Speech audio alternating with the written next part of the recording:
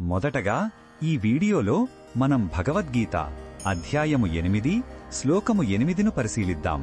పరమాత్మను చేరడానికి అవసరమైన సాధన మార్గాన్ని శ్రీకృష్ణుడు ఇక్కడ స్పష్టంగా బోధిస్తున్నాడు. మొదటగా ఈ పవిత్ర శ్లోకాన్ని భక్తితో విందాం.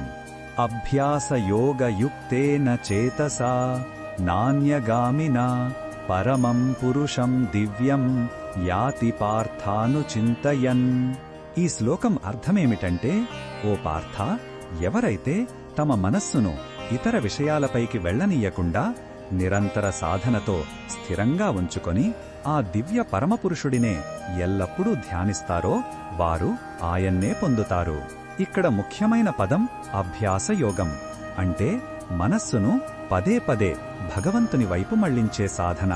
ఈ శ్లోకంలో ఉన్న భావం మనకు ఏమి చెప్తుందంటే, లక్ష్య సాధనకు ఏకాగ్రత, పట్టుదల చాలా ముఖ్యం. మన మనస్సు చంచలమైనా దానిని ప్రేమతో, క్రమశిక్షణతో మళ్లిస్తే దైవానుభూతిని పొందడం సాధ్యమేనని కృష్ణుడు భరోసా ఇస్తున్నాడు. ఇది మనస్సును అణచివేయడం కాదు, దాని శక్తిని ఒక ఉన్నత లక్ష్యం వైపు నడిపించడం. ఈ బోధనను మన దైనందిన జీవితంలో ఎలా ఉపయోగించుకోవచ్చంటే, ప్రతిరోజు కొద్దిసేపైనా మనస్సును ఇతర వ్యాపకాల నుండి మళ్లించి జపం లేదా ప్రార్థన ద్వారా భగవంతునిపై లగ్నం చేయాలి. పనిలో ఏకాగ్రతకు ఎలా సాధన చేస్తామో, ఆధ్యాత్మికంగా ఎదగడానికి కూడా మనస్సును నిరంతరం దైవం వైపు మళ్లించడం అంతే ముఖ్యం.